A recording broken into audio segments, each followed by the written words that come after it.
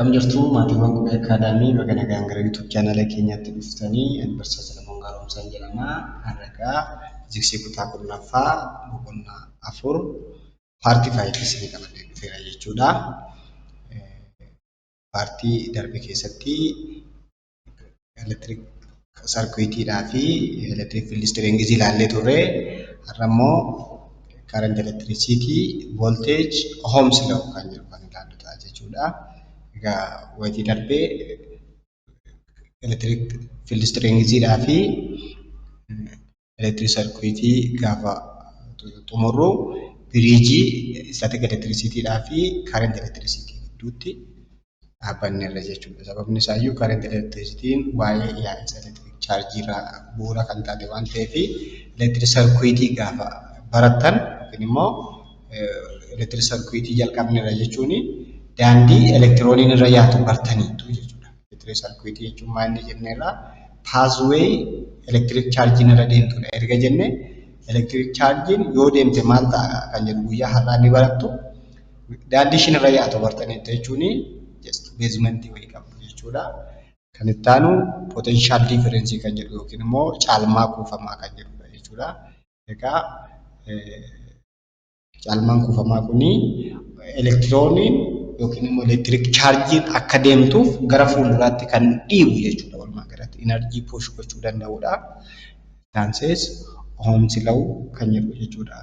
Akka wantitti ampiir kan jedhamu namicha deemudha. Ohm voltiin immoo nama deemu kana dhiibu yoo ta'udha.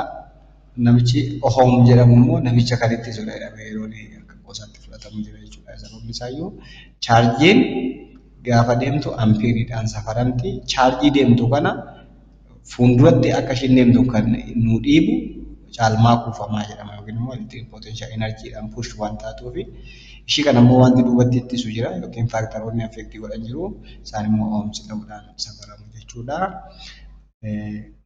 Egaa objektiiviin barnoota kanaa tokkoffaa kaarentii, volteejii fi reezistaansii kan jedhu define goona jechuudha. Kaarentiin maali? Volteejiin maali?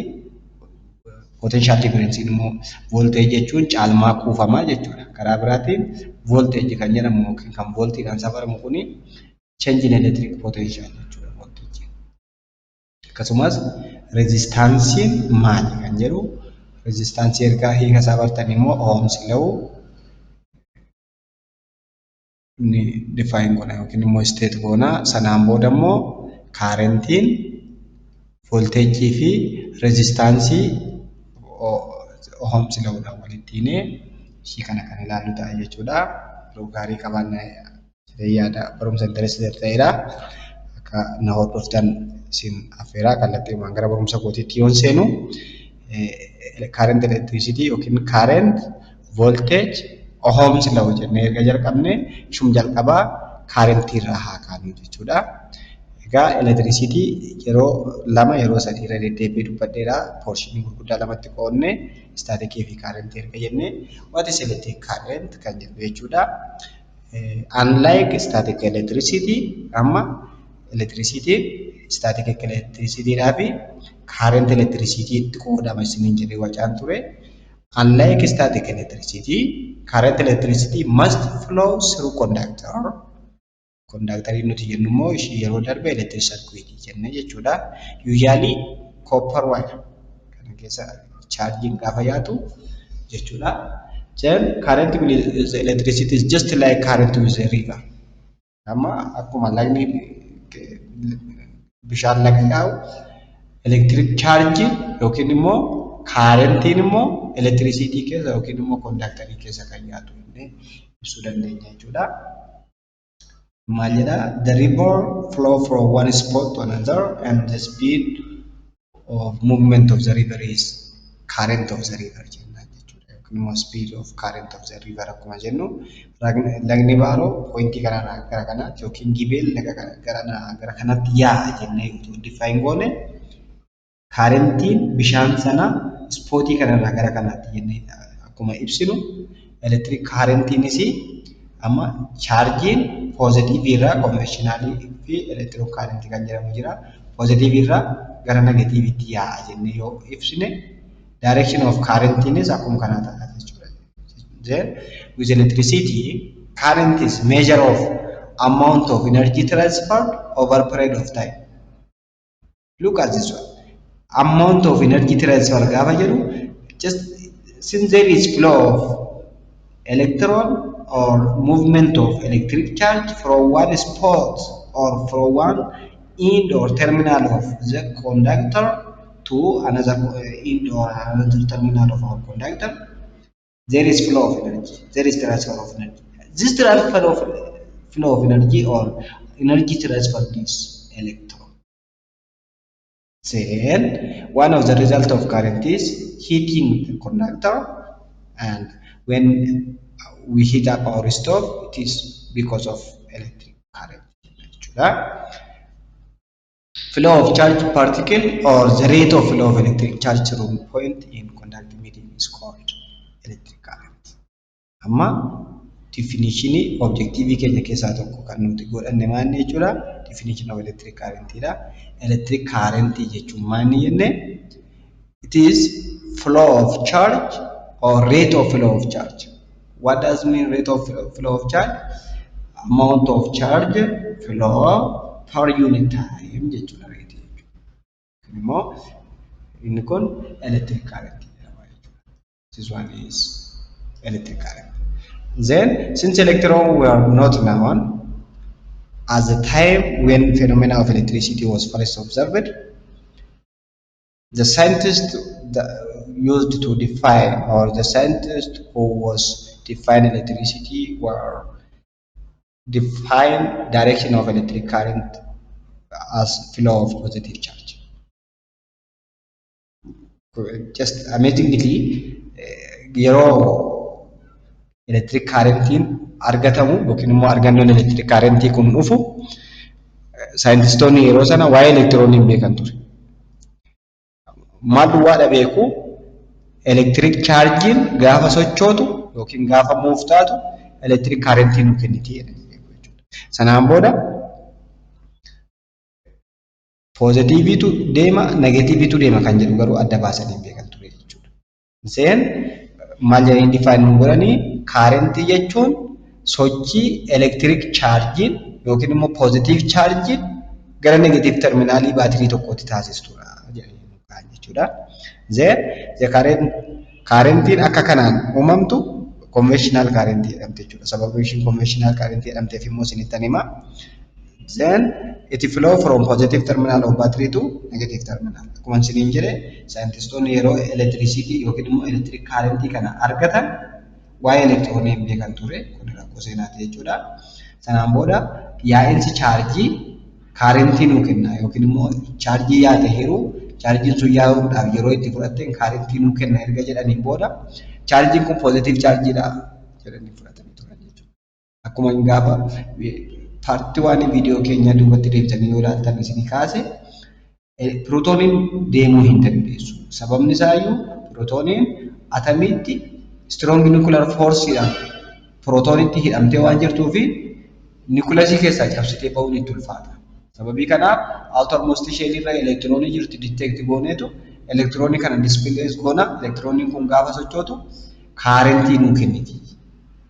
Kanaaf electrostatic force yookiin immoo humni elektirooniidhaa fi prootoonii karaa biraatiin sheeliidhaa fi niikulasii walitti hidhee jiru humna prootooniidhaa fi niwuutiroonii niikulasii keessatti walitti hidhee jiru caala laafaa waan ta'eef elektirooniin displace ta'uu dandeessi. Kan deemus ishiidha malee positive chargein socho'uu hin dandeessu jennee turre jechuudha. Kanaaf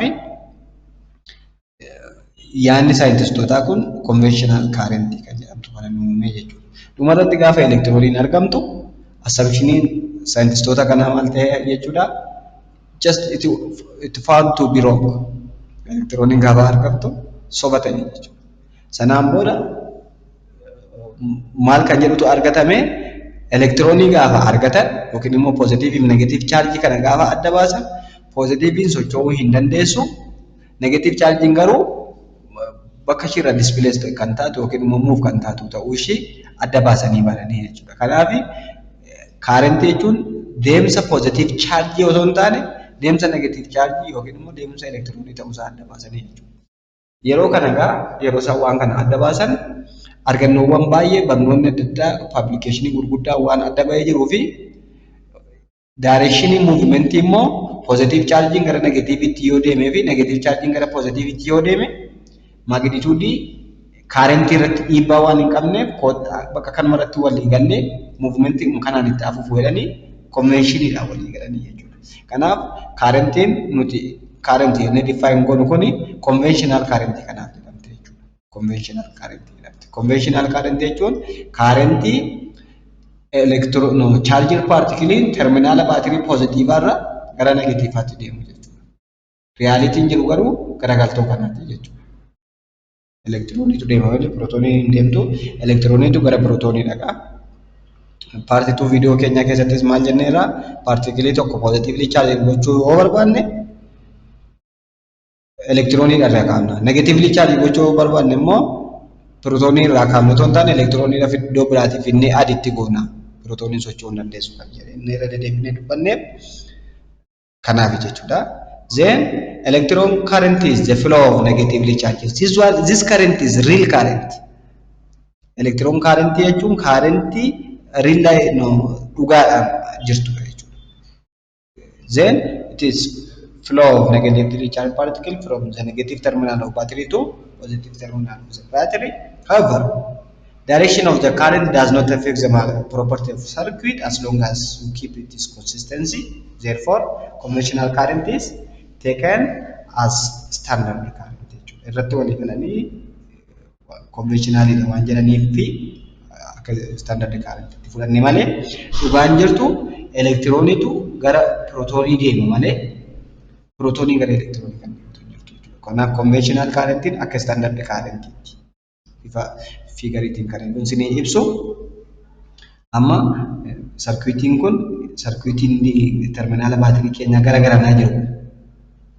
Amma kana yoo fudhatanii elektirooniin terminaala baatirii keenya negative pole irraa yookiin immoo negative terminaal irraa gara positive terminaalitti kan deemtu kuni just it is electron current jedha. It is real current.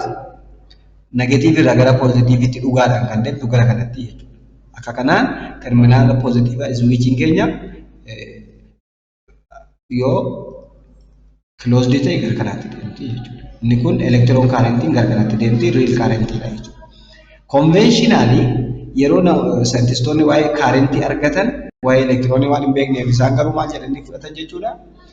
Positive irraa positive terminaalii baatirii irraa gara negative terminaalitti kan deemtu isa kana jedhanii fudhatanii turani gaafa elektirooniin argamtu soba waan ta'eef magnitude ishee irratti garuu dhiibbaa waan hin qabneef conventional currentii jennee walii galtee jechuudha. Kanaaf electron currentii jechuun currentii elektirooniin yookiin immoo charging terminaala baatirii negative irraa gara positivaatti deemtu yoo ta'u this one is real current. However garagaltoo isaatiif conventionally kan jennu immoo walii galteedhaan saayintistoonni by convention nu kaa'anidha jechuudha. Akka kanaan adda baasuu dandeessu jechuudha. Egaa erga argannoo yookiin immoo waa'ee dhufiinsa electric currentii hamma kana jennee electric currentiin kun physical quantity waan taateef magnitude ishii beekuun dirqama jechuudha. Jalqaba maal isiniin jedheen ture electric current is the rate of change of or the rate of flow of electric charge erga jennee akka kanaan represent gochuu dandeenya jechuudha. Karaa biraatiin charging kolombiidhaan taayimiin sekendiidhaan waan safaramtuuf kolombii per sekendiin kun just ampere jedhamti jechuudha. Just amperiin kun honoriitii namicha waan kana argateetiin kan fida jechuudha. Karaa biraatiin waan ampere jechuun just waan ampere gaafa jennu waan kolomb over waan second jechuudha. Ammoo what is waan ampere to isiniin jedhee definition waan ampere kuni electromagnetic induction irraa yookaan amperes law kan jedhamu irraa dhuftillee waan ampere jechuun sekendii tokko keessatti baay'ina chaarjota yaate jechuudha. Just elektirooniin sarkiitii tokko keessa yaatu baay'ina chaarjota sekendii tokko keessatti cross section area wayii cross gootee darbitee kolombii ampere jedhamti jechuudha. Kana amma kana erga jenneen booda fakkeenyota shallagamoo kanaatti yoo dhufnu how long will a current of 5 ampere take to pass 100 coulomb of charge jedha. Amma asitti wanti isin beekuu qabdan how long gaafa jedhu taayimii gaafate. Asitti immoo kolombii kana gaafa kennu baay'ina chaarjii kana jechuun baay'ina elektiroonii 100 jechuudha. Ishii kana argachuudhaaf akkuma fuulduratti itti dhufna baay'ina elektiroonii otoo hin taane package of or discrete number of elektiroonii kophaatti adda baasnee beekuu qabna jechuudha. Asirraa akka givenetti electric current 5 ampere qabna 1 charge 100 coulomb yoo qabaannu requiring keenya maal ta'a jechuudha taayimiidha jechuudha. Amma current charging gaafa yaatu currentii waan nu kennituuf charging kun ariifattee yoo yaate currentiin keenya sammuu kana hulluu guddata. Yoo suuta yaate garuu currentiin keenya gadi bu'aa jechuudha. Sababni isaa iyyuu electric currentiin rate of change of charge faana direct proportionality time faana immoo inversii waan qabdu jechuudha.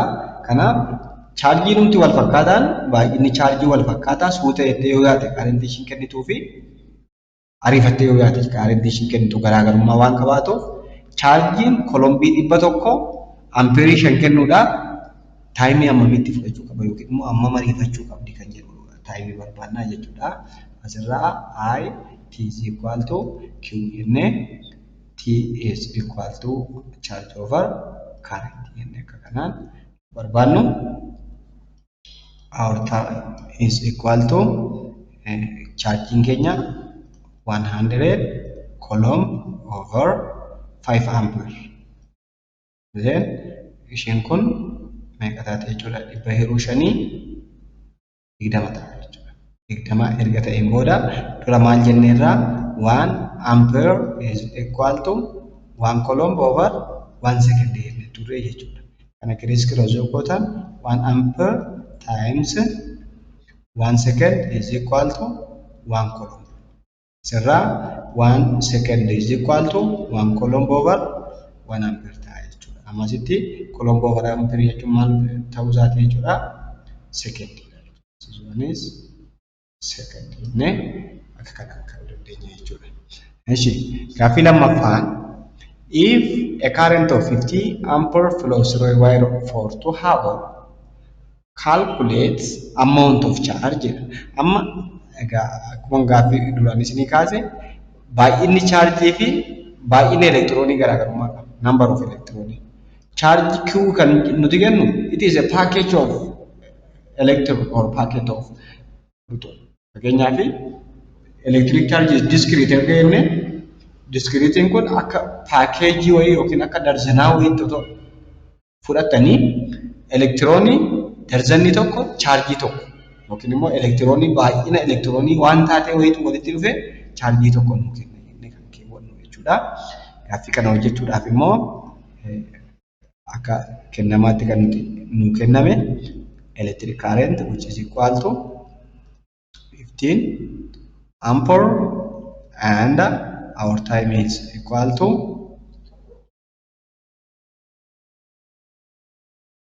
2 hours. Kan jettu jechuudha. Ishii kana gara SI unit ishiitti yoo jijjiirru sa'aatii 2 baay'isuu sa'aatiin tokko daqiiqaa 60 qaba. Daqiiqaan tokko immoo sekendii 60 qaba jechuudha. Gara sekendiitti amma kana ta'a jechuudha. Yommuu gaafa baay'atu 60 baay'isuu 60 3,600 3,600 baay'isuu 2 immoo 7,200 sekendii ta'a jechuudha. Kun taayimii keenya. Givenii keenya jechuudha. Akka riikweerriitti irratti chaarjii gaafatamne jechuudha. Chaarjiidha. Barratti immoo number of electronii flow taatee chaarjii amma silaa gana argachuudhaaf jiru kan nuti kennite akkaataa ittiin argamu ta'a jechuudha. Okay. Chaarjii argachuudhaaf from definition of electric current is equal to changing charge over changing time kan ta'u yoo ta'u asirraa changing charge is equal to current times changing time ta'a jechuudha. Currentiin keenya 5 ampere baay'isuu 1700 sekondii jechuudha. Kun meeqa nu kenna? 1.803 Coulombii nu kenna jechuudha. Kun immoo meeqa dhufa? 1.08 times 10 to the power of 5 Coulombii ta'a jechuudha. Okay, barattoota egaa baarra kan jiru immoo erga baay'ina electric charge amma kana arganne. Electric charge immoo property isaa keessatti discrete dha erga jenne. Discrete charge amma kana argachuudhaaf electronii meeqa walirra naqne? Paaketii electronii meeqa walirra naqne kan jedhudha jechuudha. Isa kanaaf egaa amma tokkoffaa charge of electronii akkuma isin beektan minus 1.6 kana yoo positive isaas fayyadamtan magnitude dha waan ta'eef taataan qabu 1 times 10 to the power of minus 19 Coulombii qabna. Electric charge immoo 1.08 times 10 to the power of 5 Coulombii kan jedhu arganne jechuudha. From definition of electric charge, charge is equal to number of electron times electron jechuudha. Asirraa kaasnee number of electron yoo argannu n is equal to q over e kan jedhu jechuudha. Kana erga fudhannee formulaa kanatti qashee baay'ina electronii paakeejii kana nu kenna jechuu dandeenya jechuudha. Q nuti qabnu 1.08 times 10 to the power of 5 Coulomb over 1.6 times 10 to the power of minus 19 Coulombii jechuudha. Coulombiin kun lama yoo wal balleessitu akkasumas tokko tuqaa duwwaa 8 hiruu tokko tuqaa 6 kana meeqa finna duwwaa tuqaa 6.5 duwwaa tuqaa 6.5 time 10 the power of 5 ishiin jala turte kun negatiivii turte gaafa wal darbitu poozitiivii taati jechuudha. Sagal ta'a. Kun immoo kun 5.24 irraa kan immoo 6.7 yoo ol guddise lakkoofsa isaa waan guddiseef ishii kana immoo hin xiqqeessina jechuudha. 6.65 time 10 the power of 23 electron. Elektronota amma kanaatu chaarjii tokko tuqaa 8 nu kenna jechuudha. Kana egaa asitti wanti isin sirriitti hubachuu qabdan chaarjii kana gaafa akka kanaan fakkeenyaaf herreeguma biraa keessattuu yookiin kaalkuleeshinii biraa keessattuu lakkoofsa akkasii wayii gaafa fiddan lakkoofsi kun baay'ina chaarjii miti paakeejii yookiin immoo it is number of packet of charge. Since charge is discrete or it is packet of electron or packet of proton, but how many number of single charge or single electrons are give or added to give this much of packet gaafa tamtan electronii hamma kana yoo wal gubbaarra naqne charge kana arganna jennee define gochuu jechuudha. Okay, portionii kana jala qabxiin lammaffaan voltage kan jedhu jechuudha. Yookiin immoo electric potential kan jedhu ta'a jechuudha. Egaa amma otoo jalqaba maaliin wal bira electric current maali wal bira qabneerra akkuma chaarjonni yaate electric current nu kennitu bishaan yaa'ee water current yookiin immoo river current nu kennaa jenneetti. Otoo lafa wal qixxaataa yookiin immoo horizontal surface yookiin immoo tube horizontal gubbaa keessatti bishaan naqxanii bishaan sun yaa'u jechuudha ofii isaatiin yaa'u. Akkuma kana immoo electric charge do not flow in copper by themselves. just as water in perfectly horizontal tube does not flow. Maal gochuu gaafa ta'e jechuudha sloopii wayii yookiin immoo potentiala water currentii kanaa ol kaasuudhaaf karaan tokkoon ol kaasne karaa tokko yoo gabbuusne sababii garaagarummaan positionii yookiin immoo altitude locationii kan jiruu fi heightii kana waan qabduuf gravitational potential energy gain gooti jechuudha. Akkuma kana electric field strength wayii yoo jiraatte yookiin immoo dirree chargii yoo jiraatte chargiin kun dirree elektirikii qabdi. Dirree elektirikii kun jabeenyi isaa hammuma wal caalaa deemu chargii ofirraa dhiibuudhaaf yookiin chargii ofitti harkisuudhaaf potentialii garaagaraa qabaata jechuudha. Potentialii garaagaraa qabaata. Then for flow of charges in conducting metallic wire, electron move only if there is difference of electric pressure, and this electric pressure is known as electric potential energy or potential difference. Potential difference. To define absolute potential, you need to refer point from which an electron or the object is come from. For example, infinity jechuudha. Amma point charge way space keessa otoo keenye sanaan booda electric field strength charging kun qabaachuu dandeessu yookiin charge biraa kan ishin irraa harkistu yookiin charge biraa kan ishin ittiin test charge way dhiibuu dandeessu infinity dha jennee otoo fudhanne. Sanaan booda pointii fagoo infinity kanarraa gara charge kanaatti yoo siqaa deemne charging kun electric field strength ishii dabalaa deemaa jechuudha. Fakkeenyaaf ishiin kun positive kunis positive taana ammuma charge kanatti siqaa deemtu hammi ishiin ittiin ofirraa dhiibdu baay'ee dabalaa deema. Humnaan otoo for charge kana garanatti finne iddoo kanatti electric potential xiqqaa jira, iddoo kana electric potential guddaa jira. Otuma ishiin ofirraa dhiibdu humnaan gara kanatti yoo finne force dhiibnee baasneerra fageenya wayii deemsisneerra sababii kanaatiif work done hin jira. Since there is work done, there is difference in energy or there is difference or change in energy, and this change in energy is electric potential energy. Karaa biraatiin electric potential energy yookiin immoo potential difference kan nuti jennuga absolute potential iddoo kana hir'isu absolute potential bakka kanaati jechuudha. Then absolute erga work done hin jiraate amma change in electric potential jechuun maalni jenna amount of work done used to bring a charge from infinity to certain point A over magnitude of charge by itself. Amma potential fagoo irraa gara kanaatti yoo finne work done hin jira. Work done kana hiru charging kana potential difference jedhama salphaatti. Karaa biraatiin amma akkuma work done is equal to force times displacement jennu asitti work done is equal to change in potential times Q jenna jechuudha. Amma asitti ishiin kun akka maasiitti analoogii midaalamsiitiin ishiin kun immoo akka giraavitiitti yoo fudhatan weightii jechuudha miti kun. Work done kun change in weightii kanaati.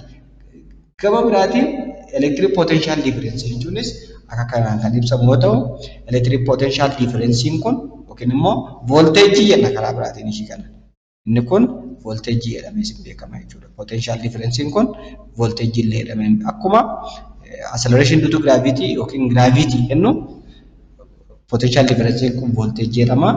Meeshaa voltii yookiin unity voltii jedhamuun safarama jechuudha.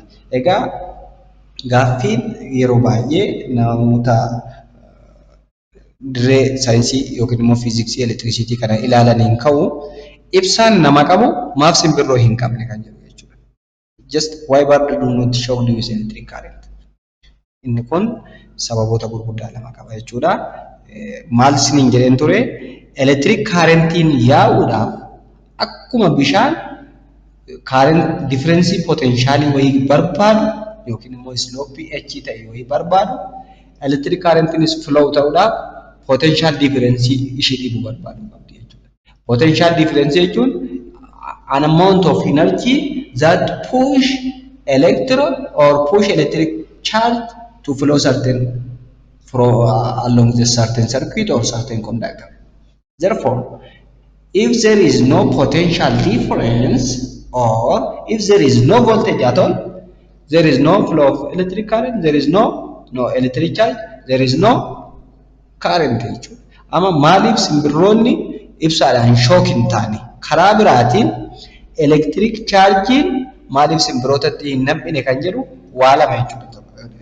There are two reasons to answer this question. The first one,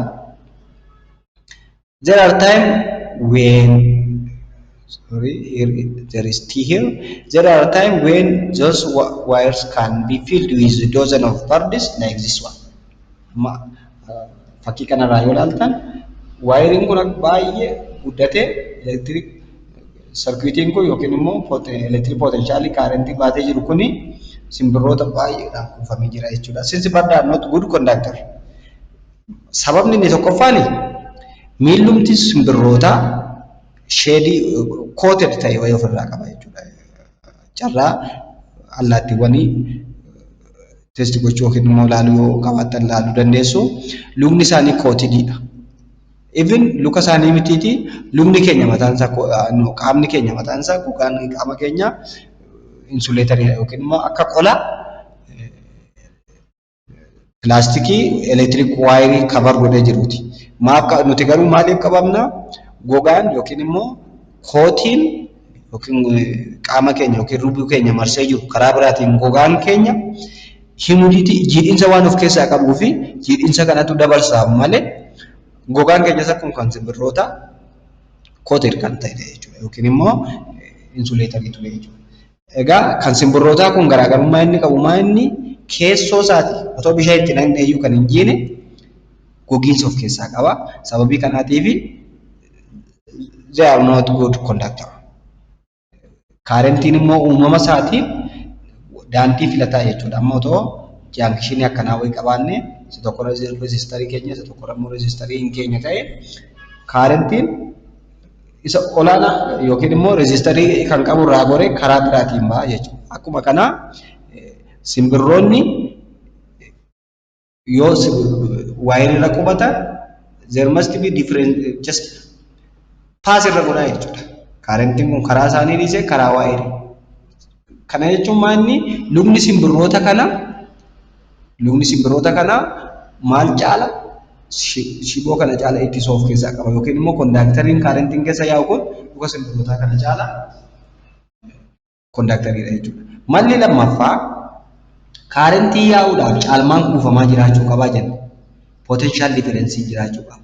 Simbirroon baay'ee xiqqoo waan taateef iddoo isheen qubatte iddoo lukni ishii lamaan qubate gidduu potential difference hin jiru. Sababii kanaatiif shook hin taatu jechuudha. Otoo danda'ame simbirri luka tokkoon lafa ejjettee luka tokkoon shiboo elektiriikii irra ejjettee inni kun seenaa biraati jechuudha. Kitaaba keessan irraas ilaala. Hin qabamti jechuudha sila. Amma otoo fudhattanii allaattiin yookiin immoo simbirroonni gurguddoon kun yeroo isaan ibsaan qabaman jira. Kana jechuun inni otoo balali'aa jiranii lukaan ejjetanii iddoo tokko ejjetanii iddoo biraa yoo baalleen isaanii tuqe garaagarummaa electrical resistance circuit sana potential difference gidduu kanatti waan uumuuf hin qabamu jechuudha sidaasa. Akka kanaatiin simbirri sababoota kana lamaanii fi elektirikiidhaan shook hin taane jechuudha.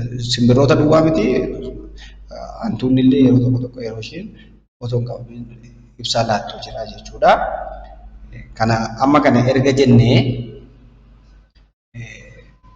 gara worked example lammaffaa yookiin immoo kan electric potential difference itti yoo darbine how much work is done in moving a charge of two coulomb across 2 points having potential difference of this one. Amma dirree elektirikii wayitu potential difference 12 voltii qabaa jedha. Then charge kolombii lama dirree elektirikii kana keessa deemsisuudhaaf dalagaa hammamii dalaguu qabna jedha jechuudha gaaffiin keenya. Asirratti maaltu nuu kenname? Otoo ishiin kun potential difference is a gravitational potential electrical energy difference amma kun potentially pointii iddoo charging kaatee fi iddoo charging xumuramtee gidduu fakkeenyaaf iddoon kun V of A iddoon kun immoo V of B jennee source charge way as jirti je charging kun magnitude isaa guddaadha jedhaa fudhadha. Sanaan booda charge 2 coulomb taate way gara charge kanaatti yoo buun charging kun otoo ofirraa dhiibu garshiitti fiinnee yoo buun yookiin immoo chargii kanatti charging kun gaafa dhufee dirree ummachuu jalqabu 2 coulomb iddoo kana yoo jiraatte ishiin ofirraa dhiibdee gara kanatti yoo buutti. Sanaan booda electric field strength kun electric potential difference amma kana iddoo ishiin kaatee fi absolute potential as jiru jira, absolute potential as jiru jira. Kan nuu kenname kun hir'ifama potential lamaan kanaa gidduuti malee potential point dhaabbataa wayirraa miti jechuudha. Kanaaf potential difference jennee nu qabanna jechuudha. Change in V jennee qabanna, which is 12 volt and electric charge is equal to 2 coulomb yoo ta'e requiring keenya maal ta'a jechuudha. Our required is work done. Egaa maal jenneerraa electric potential difference jechuun akka solutionitti work done over charge jenneerraa jechuudha. Work done over charge jennee define goone turre jechuudha. Sababii kanaatiifuu asirraa work done argachuudhaaf work done is equal to potential difference yookiin change in V times Q taate jechuudha. Which is equal to potential difference in keenya 12 volt baay'isuu 2 coulomb.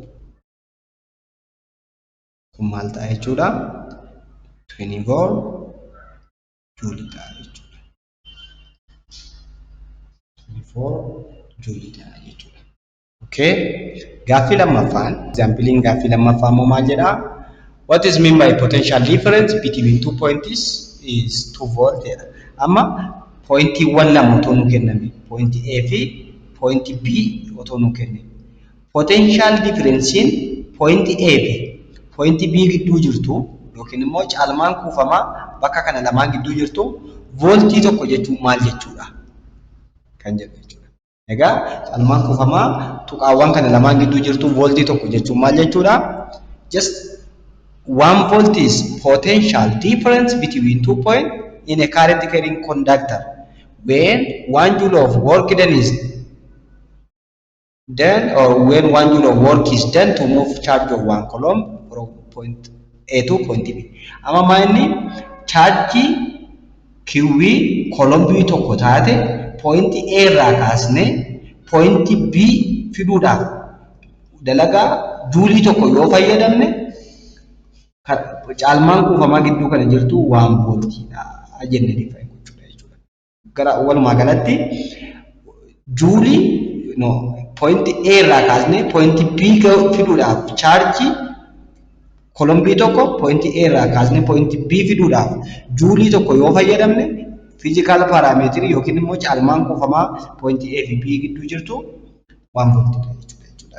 Hiikni 1 voltii jechuudha. Karaa biraatiin voltiin tokko baay'isuu coulomb tokko jechuun amount of work done required to bring electric charge from higher potential to lower potential of electric field strength jennee define gochuu dandeenya jechuudha. Kan itti aanu gaaffii sadaffaadha jechuudha. Gaaffiin sadaffaan kuni charger particle lamatu nu kenname jedha. X axis irra jiru two charger particles are placed on x axis of coordinate and we have given charge 1 which is equal to 2 microcoulomb which is exist or located at the origin and charge 2 is located at 1 meter from charge 1 along x axis and we are required to find potential at x is equal to 0.21 potential at x is equal to 0.1.5. Egaa asitti kan nu kenname maali? Just akka givenii fudhannee tokkoffaa charge 1 tu nu kenname jechuudha. Charge 1 is equal to it is positive charge 2 times 10 to the power of minus 6 coulomb, and secondly we have given charge 2 which is negative 5 times 10 the power of minus 6 coulomb. There is Coulomb's constant which is equal to 9 times 10 the power of 9 Newton meter square per Coulomb square kan jedhamtu kennamee jira jechuudha. Amma recording keenya arra jiru an electric potential at x is equal to or r is equal to 0.2 meter and biratti immoo electric potential at x is equal to 1.5 meter kan jedhuu fi caan immoo the point at which v is equal to 0 kan jedhu jechuudha. Asirratti x meeqa yoo ta'e kan jedhu jechuudha. Amma asitti wanti isin beekuu qabdan electric potential jechuun yookiin immoo electric potential jechuun work done over charge tokko. Work done jechuun immoo force times displacement or force times displacement over charge jechuudha. Then displacement kana radius dha yoo bakka buusne electrostatic force immoo maaliin safaramti k q1 q2 over r square electrogati f duwwa baay'isu radius asitti hafte jala q1 fakkeenyaaf q1 to jenne then q1 kun q1 kana yoo balleessite radius kun square kana yoo balleessite absolute potential kan jennu kun maaliin safaramti v is equal to k q over r din formula electric potential ittiin argannuti. This one is absolute potential kan jennu kanaan safaramti jechuudha. Formula kana naa qabadha. Sanaan booda gara aatti yoo dhufne otoo abrayyuu hin ga'iin free body diagram gaaffii keenya yoo kaafanne charge 1 bakka kana jirti, charge 2 bakka kana jirti. Sanaan booda walirraa fageenyi charge 1 fi charge 2 keenya 1 meetiridha. Fageenyi kun 1 meetiri yoo ta'e kan nuti gaafatamne total electric potential x axis irraa iddoon kun 0.2 meetiri yoo ta'e iddoon kun 0.2 meetiri yoo ta'e potential iddoo kanaa barbaadi jedhe. Amma charging kunis asitti potential mataa ishee qabdi, charging kunis asitti potential mataa ishee qabdi jechuudha. Total potential tuqaa kanarra jiru maal ta'a jechuudha? V total is equal to potential charge 1 bakka sanatti qabdu ida'u potential charge 2 bakka sanatti qabdu ta'a jechuudha. Sanaan booda maal ta'a kuni kan charge 1 formula isheen amma dhumarratti argadhe k q1 over r1 plus kan charge 2 immoo k q2 over r2 ta'a jechuudha. Then Coulomb's constant akka commonity yoo alatti hambifanne k into q1 over r1 plus q2 over r2 ta'a jechuudha. Gabarattoota kana gatii ishee itti naqnu k jechuun 9 times 10 the power of 9 Newton meter square per Coulomb square into charge 1 jechuun immoo positive 2. Then this 2 times 10 the power of minus 6 Coulomb over fageenyi asii fi tuqaa kanaa fi tuqaa kana gidduu jirtu 0.2 meetiridha. Meter ida'u charge 2 immoo minus 5 micro Coulomb 5 times 10 the power of minus 6 Coulomb over fageenyi amma asii 0.2 fageenyi walii galaasaa kun meetira tokko ta'e isheen kun immoo 0.8 jechuudha. Then 0.8 meetiri ta'a jechuudha. Kana akka kana yoo gootanii kun gaafa baay'atu maal ta'a? 9 times 10 the power of 9 Newton meter square per Coulomb square into 2 over 0.2 kan jiru kun kudhan dhufa jechuudha. Ishiin kun kudhan dhufti. Kudhan times 10 to the power of minus 6 coulomb over meetirii dhufti jechuudha. Ishiin kun coulombii, ishiin kun meetiriidha waan ta'eef hir'isuu kun negatiivii waan qabduuf jechuudha. Shaniruu 0.8 immoo 6.25 dhufa jechuudha. Kun immoo 6.25 times 10 to the power of minus 6 inni kunis coulomb over meetirii dhufa jechuudha. Then warreen common factory utoo baafattanii 9 times 10 to the power of 9 Newton meter square per coulomb square into kunis common factory ishii kanaa fi base ishii kanarraa kanatti hundi isaa common factory tokko waan ta'eef 10 minus 6.25 into time 10 to the power of minus 6 coulomb per meter yoo jettanii coulombiin kun ishii kana dhuftee square ishii irraa balleessiti kun kana dhuftee square ishii irraa balleessiti then kun meeqa taaseetanii kudhan hir'isuu 6.25 waan taateef 9 times 10 to the power of 9 Newton meter over coulombii duwwaa tafee jechuudha. As keessatti immoo 3.75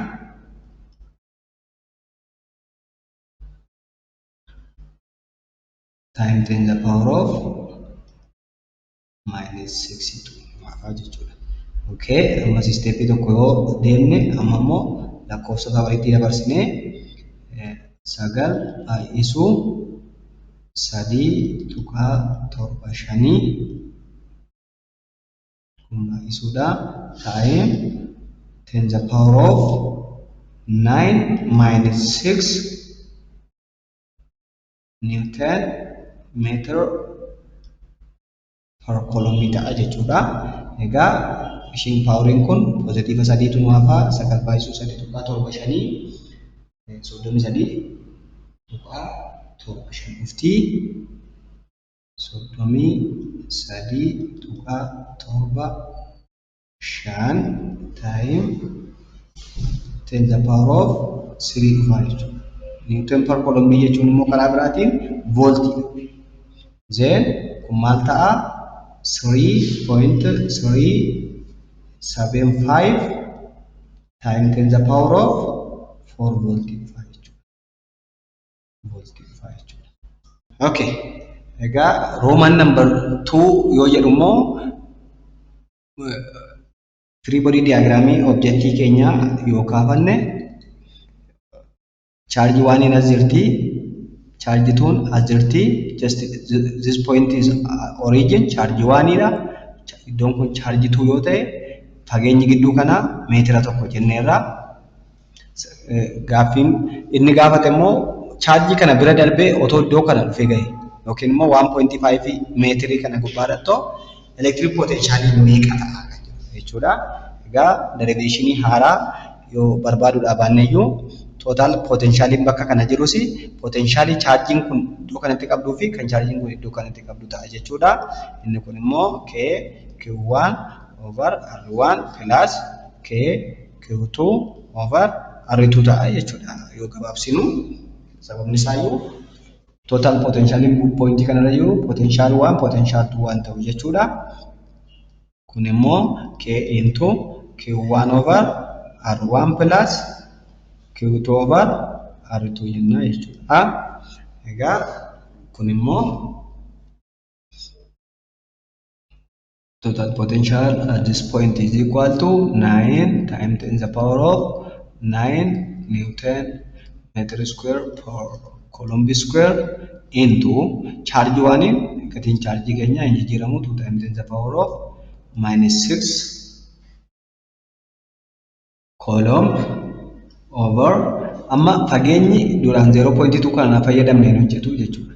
Sababni isaayyuu charge 1 as jirti electric potential iddoo kana barbaadna waan ta'eef fageenyi charge waanidhaa fi pointii kana gidduu jiru meeqa ta'a jechuudha? Tokko tuqaa 5 meetirii ta'a jechuudha. Eeshi ida'uu amma immoo charge 2 jechuun immoo 5 times 10 to the power of -6 coulomb yoo ta'u fageenyi charge 2 kanaa fi pointii kana gidduu jiru radius 2 keenya kana yoo ta'e meeqa ta'a jechuudha? Good. 0.5 meetirii ta'a jechuudha. Kan akka kana yoo jettanii kun immoo 9 times 10 to the power of 9 Newton meter square per coulomb square into 2 hiruu kun immoo 2 over 1.5 okay time 10 to the power of -6 minus 5 over 0.5 times 10 to the power of -6 Newton per coulomb meter jechuudha. No, meter per coulomb. Coulomb per meter. Ta'a jechuudha. Coulomb per meter. Then coulombiin kun square kana balleessiti, meetiriin kun kan kana balleessiti jechuudha. Akkuma sanaan booda kun maal kenna 9 times 10 to the power of 9 into 2 over 1.5 jechuun 1.33 minus 5 over 0.5 jechuun immoo 10 jechuudha into times 10 to the power of -60 ta'a jechuudha. Newton meter per coulomb. Sanaan booda kun maal nu kenniti? 9.33 baay'isuu 10 kan jedhu kun 8.67 nu kenna jechuudha. 9 baay'isuu 10 to the power of 9 into negative 8.67 times 10 to the power of -6 Newton meter per coulomb kan jedhu kenna jechuudha. Kanaaf ammas yoo steepii tokkotti daballe 9 baay'isuu negative 8.67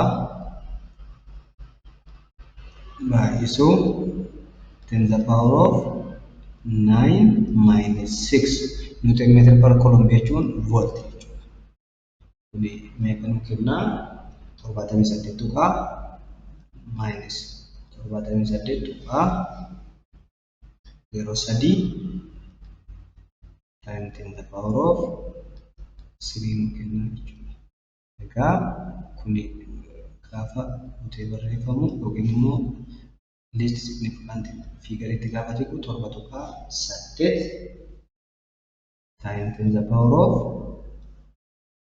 ishiin kun waan duubatti siqteef inni kun 4 ta'a jechuudha. 4 voltii ta'etu barreeffama jechuudha. This one is amount of electric potential exists at 1 meter from the point jechuudha. Okay, kan itti aanu Roman number 3 dha jechuudha. Roman number 3 immoo maanni charge waan hin as yoo jiraatte charge tuun as yoo jiraatte garaagarummaa chargeota kana lamaan gidduu meetirii tokko yoo jiraate. If this one is 1 meter sanaan booda ishiin kun charge negatiiviti, ishiin kun charge positiiviti. Kanaafuu chargeonni kun lamaan electric potential faallaa walii ta'e qabu jechuudha. Gaafa walitti ilaanu electric potential algebraic samiidha. Karaa biraatiin scalar quantity waan ta'eef isa negative isa positive gaafa walitti ilaanu wal dadhabsiisaa deema yookiin immoo wal irraa dhachaa deema jechuudha. Amma gar kanatti yoo deemnu inni kun positiiviidha, gar kanatti yoo deemnu inni kun negatiiviidha. Gidduu isaanii bakka ta'e wayiitti electric potentialiin kun gaafa walitti dhaamu 0 nu kenna jechuudha. Fakkeenyaaf bakka isaa kana x yoo ta'u jenne sanaan booda bakka itti gidduu chargeota kana lamaanitti total potentialiin keenya bakka itti 0 ta'u barbaadii jedhe kana jechuudha kan nuti barbaannu. Asirraa kaanee point V1 plus V2 iddootti 0 ta'uu barbaanna jechuudha. V1 plus V2 iddootti 0 ta'uu kana gaafa barbaannu V1 jechuun Q1 over R1 plus Q2 over R2 is equal to 0 kan jedhu fayyadamna jechuudha. Amma ishii kana K yoo koomanii baafanne K into Q1 over R1 plus Q2 over R2 is equal to 0 kan jedhu fudhannee gamalachuu 1 over K dhaan otoo baay'isne. Kun maal ta'a? 0 over numbering 0 1 ta'uuf Q1 over R1 plus Q2 over R2 is equal to 0 kan jedhu argannaa jechuudha. Amma asitti gaaffii ijoon iddoo isaa waan hin beekne mee bakka isaa kana x dha jennee otoo fudhanne fageenyi pointii chaarjii 1 kaasee amma iddoon itti 0 ta'uu kana R1 otoo x dha jennee fudhanne bakki asii haftu kun immoo meetira tokko amma x ida'uu R2 is equal to 1 meetir waan jennee ishiin kun immoo 1 meetir minus x taati jechuudha. Sababni isaayyuu waliigalli isaa kun meetira tokko yoo ta'e meetira tokko irraa x akkas deemne irraa kanaafuu raadiyees R2 kan immoo maal jennee fayyadamna jechuudha 1 meetir minus x jennee fayyadamna jechuudha. Then Q1 jechuun 2 times 10 the power of minus 6 coulomb over x plus minus 5 times 10 the power of minus 6 coulomb over 1 minus x is equal to 0 kan jedhu fayyadamna jechuudha. Then ishii kana yoo walitti fidattan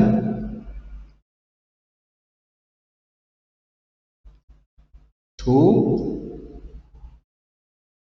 times 10 the power of minus 6 over x ishiin kun negative 1 taate minus 5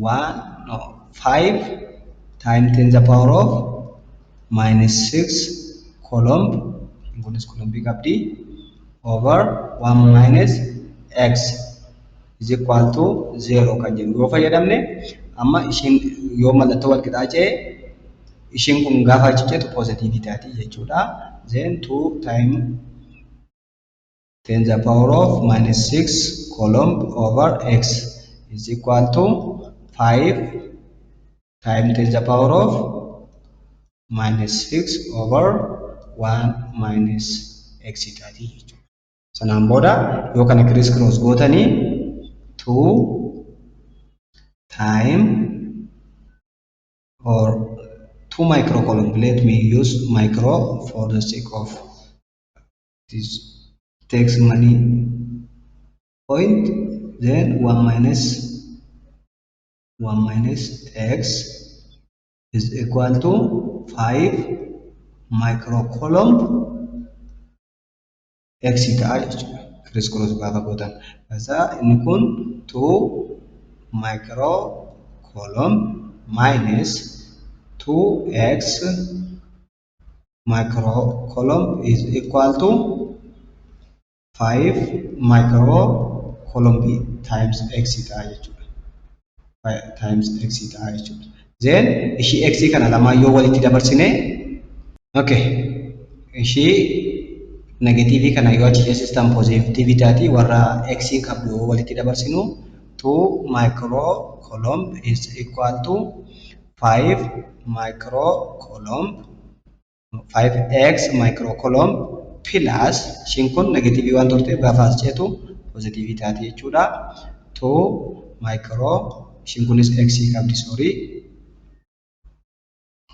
coulomb taati jechuudha. Then micro iddoo hunda jirtu kana yoo balleessine 2 is equal to 5x plus 2x ta'a jechuudha. Then 2 is equal to 7x. Then x is equal to 2 over 7 ta'a jechuudha. X kana babal'iffachuudhaaf gamalachuu 7 firuu jechuudha kana biraatiin. Sanaan booda 2 hiruu 7 immoo dhufa jechuudha. 0.29 approximately meetirii ta'a jechuudha. Egaa waliigalli isaa kun meetira tokko yoo ta'e 0.29 yookiin immoo naannoo kanatti amma 0.2 toora kanatti duraan potentiaalii keenya argannee turre naannoo pointii kana irratti electric potentiaaliin keenya gatii kana yookiin immoo fageenya x axis irraa 0.29 meetirii irratti yookiin immoo seentimeetira 29 irratti potentiaaliin jara kana lamaanii kan wal godhee electric potentiaaliin keenya 0 ta'a jechuudha.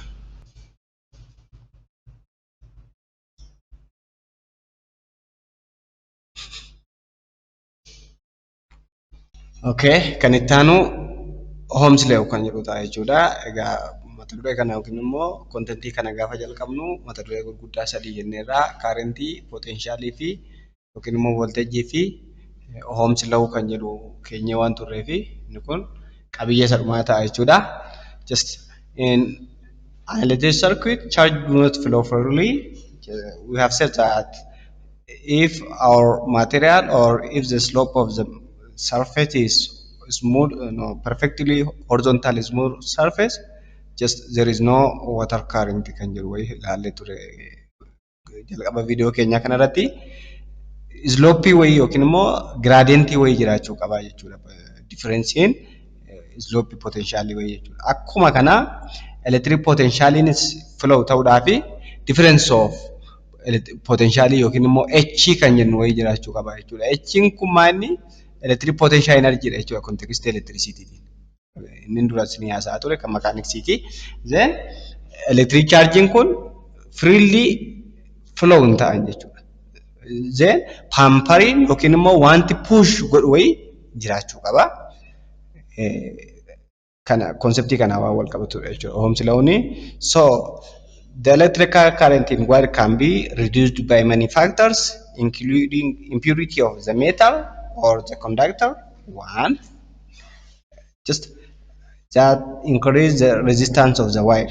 Impurity gaafa jennu materiaalin sun ammi sibiila dabarsoo gaarii yookiin immoo ittisoo gaarii jennee ibsuudhaafi conductivity materiaalii sana ni murteessaa tokko yookiin immoo collisionii elektiroonii fi elektirooniin yookiin immoo elektiroonii fi materiaalii wal faana taasisantu ariitiitiin sarkiitiin kaarentiin sarkiitii tokko keessa yaatu murteessa jechuudha. Then faaktaroonni kun lamaan gaafa akkana isiniin jedhu impurity yoo ta'e resistivity materiaalii sanaa kan jedhamu tokko. Kan biraa immoo collisionii kun amma materiaaliin tokko keessa elektirooniin gaafa flow taatu yoo collisionii baay'een jiraate yookiin immoo elektirooniin kun walii ishiitti bubbu'aa jirti taanaan yaa'uudhaan wal dadhabsiisti jechuudha. Isa kanarratti hundoofnee akka ishii walitti hin buuneef daandii yoo bal'isneef yookiin immoo karaa ishiin irra yaatu yoo bal'ifne resistivity ni xiqqaata jechuudha. Karaa biraatiin conductivity isaa hin dabala. Haa ta'u iyyuu malee dheerinni shiboo yookiin immoo leengizii waayiriin keessa yaatu sun immoo yoo dabale eeriyaa yoo dabale akkuma resistivity isaa hin xiqqaata jenne leengizii waayirii keenyaa immoo yoo dabale ammas elektirooniin kun namni daandii dheeraa yoo deeme hin dadhabaa miti. Akkuma kana hin dadhabdi jechuudha. Yookiin immoo carraan kollaayid walitti ta'uu ishiitii hin bal'ata waan ta'eef impurity materiaaliitii fi collisionii elektiroonii fi elektiroonii yookiin collisionii elektiroonii materiaalii sanarratti hundoofnee electrical resistivity substance tokko murteessuu dandeenya jechuudha. Faaktaroonni kun lamaan kanis neecharii materiaalii sana akkasumas collisionii elektiroonii nikulaayi yookiin immoo collisionii elektiroonii fi elektiroonii faaktaroota elektirikaalitii uumamtu yookiin immoo baay'ina chaarjota yaatu ni murteessa. Asirraa kaanee resistaansii maalii kan jedhu ibsuu yoo barbaachise just resistance jechuun it is a sort of description which is used to show or used to describe the degree up to which a material or behavior of material or nature of the given material resist flow of electric charge define gochuu dandeenya jechuudha. Waan kana kan argate saayintistii George Simon Ohm jedhamudha jechuudha. Akka argannoo isaatiitti maal jedha jechuudha. Just George Ohm found experimental that this Ohm's law is obtained from his investigation. Current through conductor is directly proportional to voltage drop across the current carrying wire jechuudha. Maal jechuudha kuni just currentiin conductorii tokko keessa yaa'u voltage faana direct proportionality qaba jedhe. Kana jechuun maalni voltage jechuun chargeonni akka yaatuuf humna push godhu yookiin immoo energy elektiroonii fuulduratti push godhudha jechuudha. Erga elektirooniin fuulduratti push taate currentii baay'eetu uumama jechuudha. Kana bu'uura godhannee yoo ibsinu amma voltagein yookiin immoo potential difference kan jennu kun currentii faana direct proportionality qabdi jechuudha. Isa kana gara hima wal qixaatti yoo jijjiirru potential difference or voltage is equal to some proportionality constant K times I ta'a jechuudha. Then proportionality Ohms egaa proportionality constant kana maal jedhetu nu ibsa jechuudha. Electrical resistance jedhanii ibsa jechuudha. Then this electrical resistance is a property of conductor which resists or which is used to resist flow of electric charge. Flow of electric charge resist godha gaafa jennu karaa biraatiin maal jechuudha. Just formation of current gadi deebisa jechuudha yookiin immoo slow down godha jechuudha.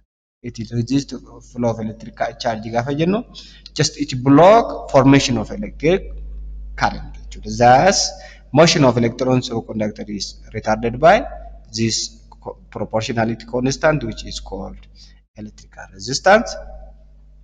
And this electrical resistance can be viewed as a cause and effect relationship with voltage being cause and current being effect. Voltage cause dha kana jechuun voltage sababadha waan kana fuulduratti kan ibudha. Sababa kanarraa ammoo bu'aan argamu yookiin immoo sababii chargiin fuulduratti dhiibamteef bu'aan argamu immoo maal ta'a jechuudha. Electric current ta'a jechuudha. Akka kanaan ibsuu dandeenya jechuudha. Just egaa electrical Ohms lawuun kun law formulaadhaan fuunee proof goonee lafa keenya yookiin immoo waan ta'e yoo ta'u taane seera laboratoriidhaan argamedha jechuudha. It is an empirical law. This means that it is observed, it is phenomena is observed by means of experiment or experimentally want proof ta'edha jechuudha. Egaa erga amma kana jennee asirraa electrical resistance argachuu dandeenya jechuudha. Electrical resistance kun R is equal to maal jechuu dandeenya? R is equal to V over I jenna jechuudha.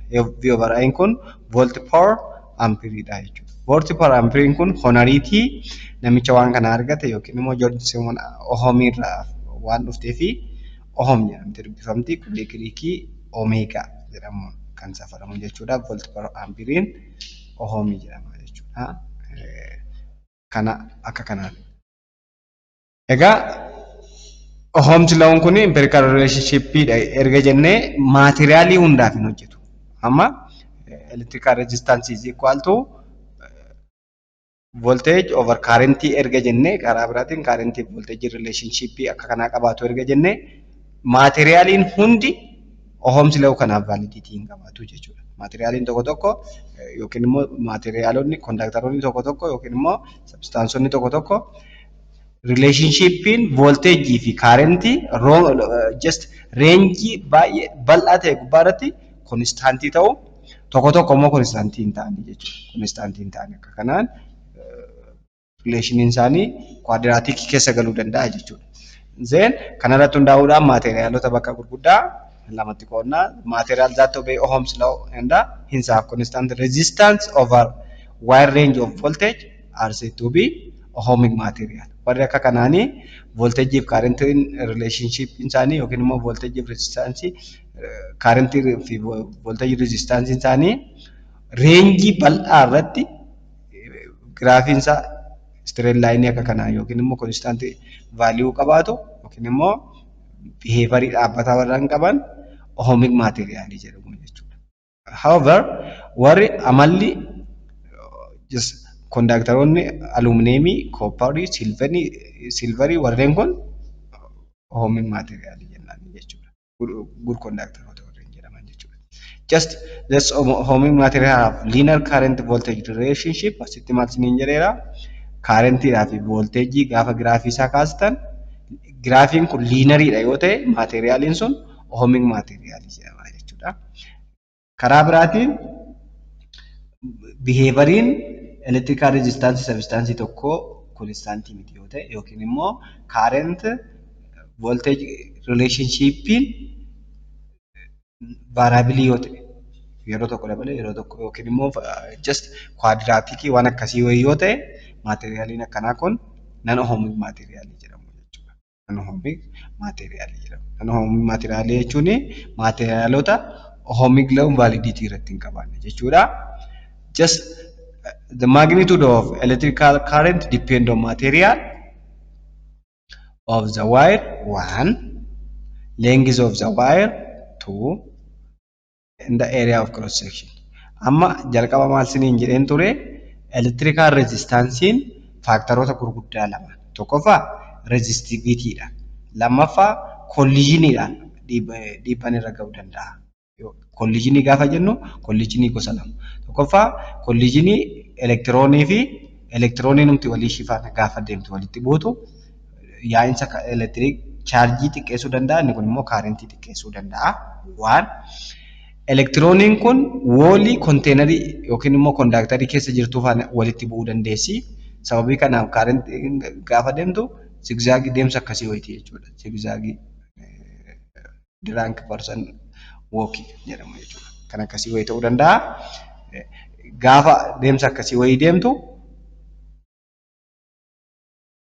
kaarentiin yaa'insa ishii kanarraa uumamu inni xiqqaataa jechuudha. Kanaaf kolliijinii gaafa jennu kolliijinii kanaan wanti wal qabatu tokkoffaa leengizii waayirii keenya amma kana magnify gooneeti malee leengizii waayirii keenyaati. Lammaffaa cross section area kaarentiin sun chaarjiin sun keessa kat gootee darbaa jirtu kun faaktaroota resistivity materialii keenya yookiin immoo amount of current electric current miidhuu danda'anidha. Lammaffaa resistivity materialii sana amma conductivity'n copperitii fi conductivity'n goldii tokko miti jechuudha. Kanaaf tokkoffaa resistivity substance sana murteessa. Lammaffaa cross section area, the third one length. Amma inni kun maanni electric current gaafa jennu conductorii tokko keessa charging gaafa yaatu kaarentii uumamtudha waan taateef chaarjonni kun immoo gaafa yaatu wal dhiibaa yaati jechuudha. Materialiin chaarjir ta'e yookiin immoo chaarjonni filoo ta'an elektiroonii waan ta'eef chaarjii wal fakkaatudha wal dhiibuu jechuudha. Gaafa wal dhiiban kana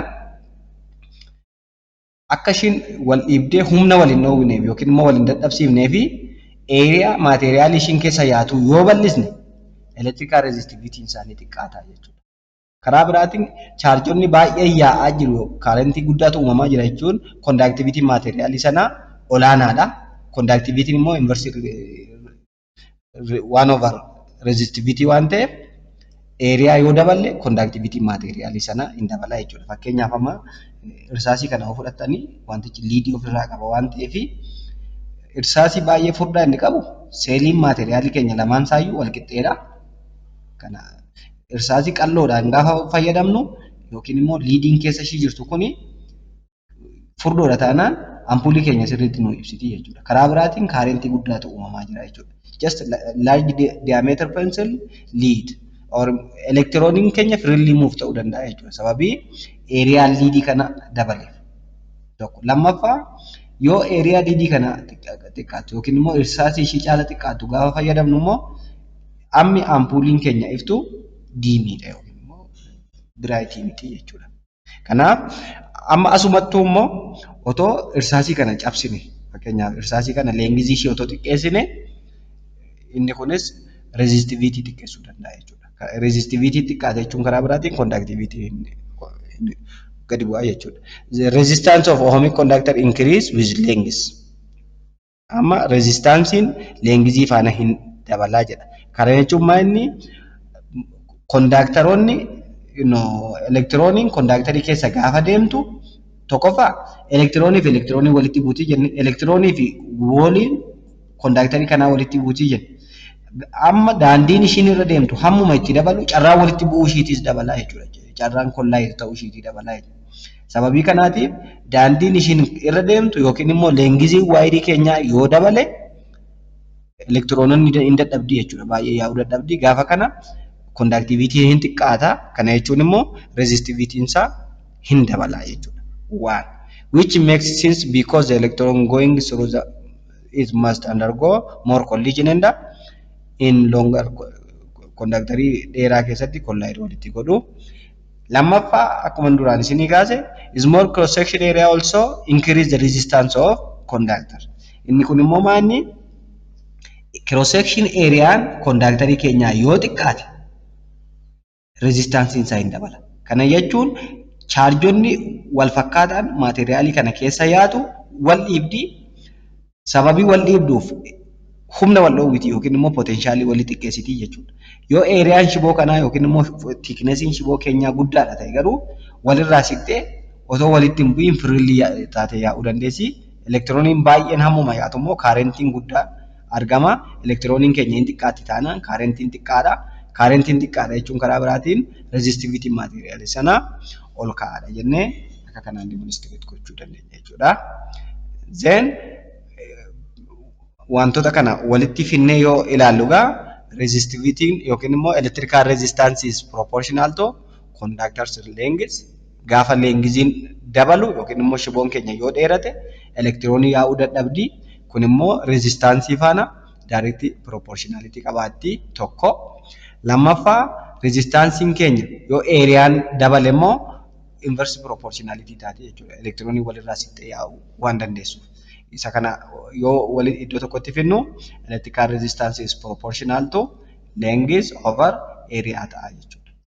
Ishii kanan gara hima wal qixaatti gaafa finnu proportionality constant length of the wire over area jennee akka kanan kaa'uu dandeenya jechuudha. Egaa isa kana gaafa ilaallu ishiin kun conductivity electrical resistivity jedhamti jechuudha. This rho jedhamtee dubbifamti. It is called resistivity of material. Egaa resistivity materiaalii kun substansiitti garaagarummaa kan qabu yoo ta'u it is just conducting material per unit length and electricity through itself instead of allowing the energy to flow out of the electrical circuit most often as heat and it is a unit is ohm meter. Maalif ohm meter ta'ee amma ishii kana fudhattanii resistivity is equal to equation kana yoo resistivity L over area is equal to resistance kan jedhu kana yoo criss cross gootan resistance times area is equal to rho times L dha jechuudha. Asirraa rho kanaaf yoo fudhattanii resistance times area over length taati jechuudha. Ishiin kun formula resistivity taati jechuudha. Then jala kanatti yoon isin hojjedhe resistivity is equal to resistance area over length taate jechuudha. Asirraa resistansiin ohmiidhaan safaramti, eriyaan meetiri squareedhaan safaramti, lengziin immoo meetiriidhaan safaramti jechuudha. Meetiri squarein kun ishii kana yoo balleessitu ohm meetirii ta'a jechuudha. Yuunitiin electrical resistivity akka kanaan dhufte jechuudha. Propertiin kun maateriyaaliidha. Maateriyaaliitti garaagaraa garuu maateriyaali sana fakkeenyaaf electrical resistivitiin faaktaroota akka pressure yookiin temperatureedhaan yoo dhiibamuudha baate normal pressure and temperature resistivity of copper is constant, electrical resistivity of gold is constant, as well as electrical resistivity of every material is constant.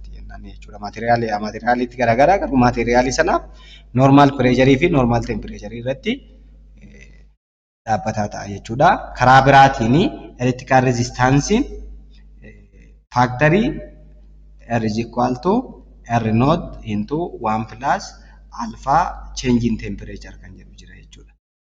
gaafa temperature jijjiiramu alfaan kun yoo maateriyaaliin keenya conductorii taate yookiin immoo sibiilota yoo taate jechuudha.